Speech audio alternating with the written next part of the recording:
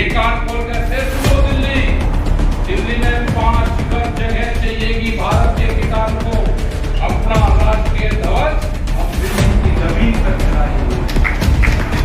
देश से ना आंदोलन खत्म होगा, ना देश से आंदोलन का नहीं खत्म होगा। हमने फिर कहा कि 15 अगस्त फिर आ रहा है, दिल्ली में 5 गज जगह चाहिए, किसान अपना झंडा दिल्ली के 5 गज की जगह पर चढ़ाएगा।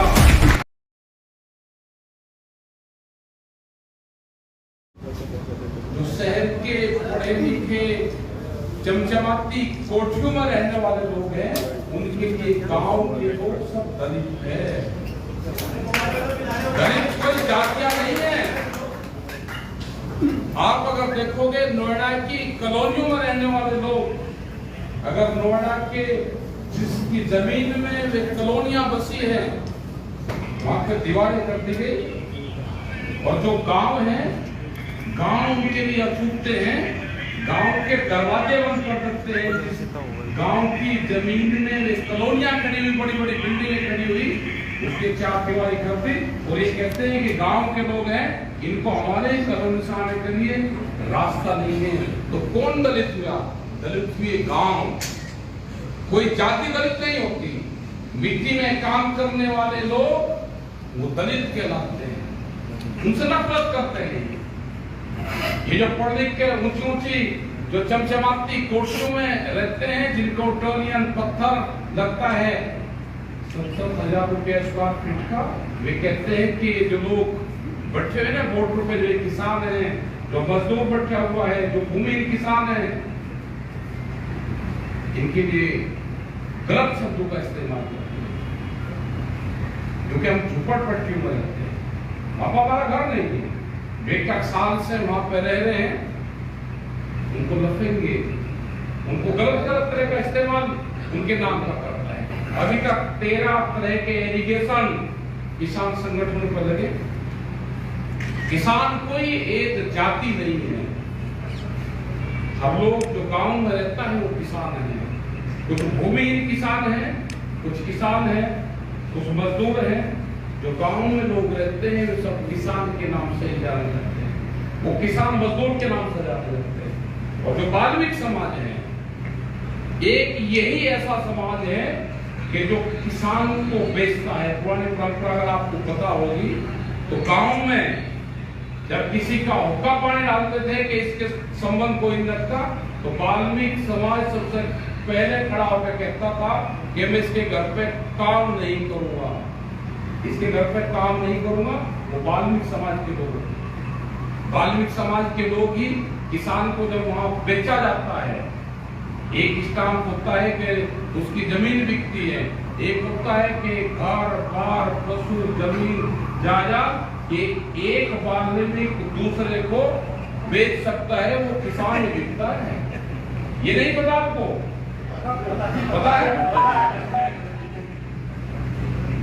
और पूरा एग्रीमेंट होता है कि ये उसको बेच दिया, और जो ज्यादा अकड़वन सा होता था ना कि अंदर तुझे उसका बिकवा दूंगा। ठीक है, तो भाई बाल्मीकि समाज तो सम्मानित होता है। देखो, हमने बहुत बार कहा कि जब तक देश में जय राम जय भीम के नारे नहीं बने, ये समाज एक जगह नहीं है। बहुत बड़े जैसा हमने कहा, जो राम मंदिर का बात करते हैं, राम मंदिर कौन था? राम कौन था? राम तो हमारे पूर्वज थे।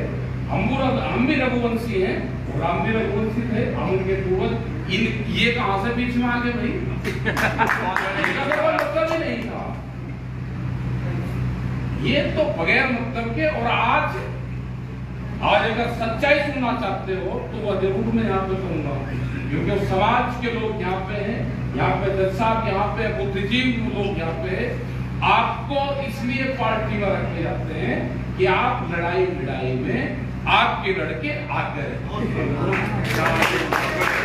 आपकी कोई वो नहीं कि लड़ाई भिड़ाई में आप आगे रहते हो। हमने कहा कि डॉक्टर भीमराव अंबेडकर, हमने बहुत चैनल के ऊपर कहा, एक दिन बड़े चैनल के एंकर वो बोल रहे, उनके कुछ पार्टी के प्रवक्ता वहां पे थे, वे बोल रहे हमने कहा भाई ये बताओ, देश में संविधान बड़ा है या देश में उद्योगपति बड़ा है? उसने घुमा फिरा कर तिरंगा बड़ा है, संविधान बड़ा है, मकाना। ये बताओ पार्लियामेंट बड़ा है या उद्योगपति व्यापारी बड़ा है? उसने कहा कि कोई न कोई बात जरूर है। अब वो उद्योगपति को अगर कहे तो बाबा भीमराव अम्बेडकर और पार्लियामेंट का अपमान। उसने कहा कि पार्लियामेंट बड़ा है, हमारे लिए भी पार्लियामेंट बड़ा है। लेकिन मैं एक सच्चाई बता देना चाहता हूँ कि देश में 2014 के बाद में किसानों की जमीन छीनी गई, उनकी जमीन ली गई, उसमें बड़े बड़े गोदाम बनाए गए। क्या व्यापारी को ये पता था कि ये गोदाम बन जाएंगे और 5 साल बाद में देश में कानून आएगा, वो कानून मेरे पक्ष में आएगा? क्या संविधान की धज्जियां उड़ेगी? क्या पार्लियामेंट में बड़े व्यापारियों की दखलंदाजी होगी कि वे अपनी मर्जी से कोई भी देश में कानून पास करवाएंगे? ये हुआ है देश में। देश में गोदाम पहले बने और कानून बाद में आए। पूरे संस्थाओं पर जज साहब जानते हैं, हमने बहुत बार कहा कि हम कोर्ट का भी सम्मान करते हैं, हम जज साहब का भी सम्मान करते हैं, रिटायर हो गए हम अब भी सम्मान करते हैं, हम राज्यसभाओं का भी सम्मान करते हैं। 2-2 साल तक क्या क्या होता है? क्या बंधन में है कि फैसले दो, जो जिस पद पर बैठा है फैसले दो, आपको राज्यसभा आपको टिकट दिया जाएगा? क्या इसलिए देश बंधन में है?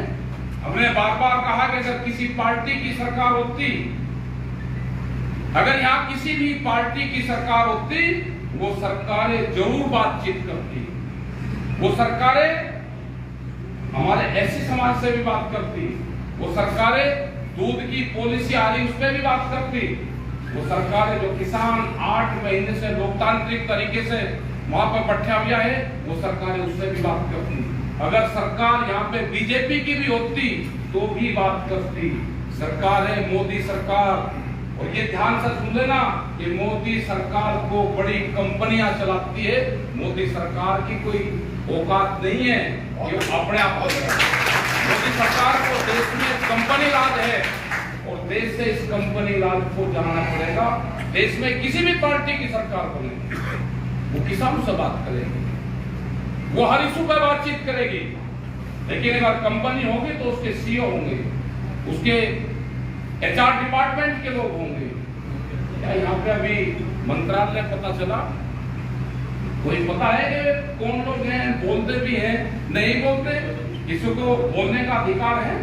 एक केंद्रीय मंत्री से हमारी बातचीत हुई चुनाव, ये जब आंदोलन हुआ उससे पहले, हमने कहा कि भाई यहाँ पे बड़ा पॉलिसी आनी शुरू होगी, दूध की पॉलिसी आ रही है, बाहर की कंपनियां दूध यहाँ पे बेचेगी, हमारा किसान का क्या होगा?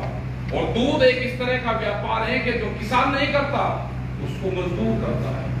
2 पशु पाल के गांव में वे अपना दूध बेचने का काम करता है, हमारा मजदूर मारा जाएगा। जिसके पास में 1 बीघा जमीन भी नहीं है वो मारा जाएगा और खत्म होगा। दूध की पॉलिसी देश में आ रही है। उसने मिनिस्टर ने कहा कि नहीं, कोई पॉलिसी नहीं आ रही। आप मंत्री हो, आपको ये भी नहीं पता कि क्या पॉलिसी आ रही है कि नहीं? कोई पॉलिसी आ ही नहीं रही। ये पॉलिसी आ रही है। अमूल जैसी कंपनी ने ये कहा कि 10 रुपया लीटर हमको सब्सिडी दोगे तो हम बचेंगे। इस देश की हालात यह हो जाए कि उसके मंत्री को नहीं पता कि तेरा विभाग में क्या पॉलिसी आ रही है, तो आप उसको लोकतांत्रिक व्यवस्था कहोगे या कुछ नहीं? किसी को पता, कोई जानकारी नहीं है। सुबह ही कागज दिए जाते हैं कि हाउस में जाओगे, ये कागज तो ये बोलता है। उनकी किसी की कोई औकात नहीं है कि वे अपनी दिल की आवाज से एक शब्द भी कहते हैं। वे बोलते हैं किसी मिनिस्टर को अगर बात करनी है, वो ऐसे नहीं करता यहाँ से, वो वहां से फोन करेगा, दिल्ली से हैदराबाद फोन करेगा, हैदराबाद से कॉन्फ्रेंस का हमको लेगा। उन्होंने कहा जी छोड़ना मत, हम मर गए। सीधी बात करने की हिम्मत नहीं है किसी की, वाया फोन करते हैं। पूरा खत्म हो चुका है लोकतंत्र देश से खत्म हो चुका है। बाबा भीमराव अम्बेडकर का जो संविधान था, जो उन्होंने उस टाइम पे लिख दिया था, उनको जानकारी थी। उस टाइम पे था एक कानून, संविधान बना, वो बाबा भीमराव का, अम्बेडकर का संविधान तार हुआ, तिरंगे का अपमान देश में हुआ। हमको कहते हैं कि लाल किले पे अपमान करा, हम 5 से 7 लाख तिरंगे झंडे लेके दिल्ली में आए, हम 4 लाख ट्रैक्टर लेकर दिल्ली में आए, हम 25 लाख आदमी लेकर दिल्ली में आए, तिरंगे का कोई अपमान नहीं करा। एक खाली पाइप के ऊपर उन्हीं के लोगों के द्वारा प्रोजित लोग वहां पर गए, एक धार्मिक ध्वज लगाया। धार्मिक ध्वज लगाने की क्या धाराएं बनती है वकील साहब बता देंगे। लेकिन 15 अगस्त को जयपुर हाई कोर्ट के ऊपर तिरंगा ध्वज नहीं फैलाया गया, वहां के मुख्यमंत्री ने भगवा ध्वज फैलाया। उसकी क्या धाराएं बनती है? उनका कोई धारा नहीं बनेगी। ये तिरंगे झंडे को भी बदलेंगे। देश में हमेशा हमने आंदोलन की और आंदोलनकारियों की मदद करी है। देश से ना आंदोलन खत्म होगा, ना देश से आंदोलनकारी खत्म होगा। हमें फिर कहा कि 15 अगस्त फिर आ रहा है, दिल्ली में 5 गज जगह चाहिए। किसान अपना झंडा दिल्ली के 5 गज की जगह पे फहराएगा। या दिल्ली में देश के किसान को 5 गज जगह नहीं, ये कान खोल कर फिर सुन लो, दिल्ली में 5 गज जगह चाहिएगी भारत के किसान को। अपना राष्ट्रीय ध्वज हम दिल्ली की जमीन पर फहराएंगे, दिल्ली की जमीन पर। देश के किसान कहते नहीं कि जगह नहीं देंगे दिल्ली में। जगह तुम्हारे बाप की है दिल्ली? जगह या तो रास्ता दे दो, दिल्ली में 5 गज जगह, नहीं तो रास्ता लेना भी जानते हैं। दिल्ली में 15 अगस्त में ये नहीं के लाल किला, उसमें हमको कहा सरदार के पास दे दो, कोई और चौराहे पे दे दो, किसी पार्क में दे दो, वाल्मीकि मंदिर पे दे दो, लेकिन हमें दिल्ली की जमीन चाहिएगी। जैसे पार्लियामेंट में आप लोगों के उससे 200 लोग हमारे पार्लियामेंट में जाते हैं, किसान संसद चलाते हैं। कम से कम 8 महीने में भारत सरकार ने ये तो मानना है कि हम मवाली नहीं, हम किसान हैं, एक सरकारी सर्टिफिकेट दिया, वही मान लिया। लेकिन हमारे 100 लोग, 125 लोगों को, 200 लोगों को आप झंडा फहराने की जगह दे दो, 5 गज जगह। और अगर दिल्ली में 5 गज जगह भी नहीं मिलेगी तो वही जगह तो लेंगे। 6 तिरंगा झंडा हमको हवाई मार्ग से भेजना हो, दिल्ली के अंदर तिरंगा झंडा तो भेजना पड़ेगा। यही कहना चाहिए वो कर देंगे।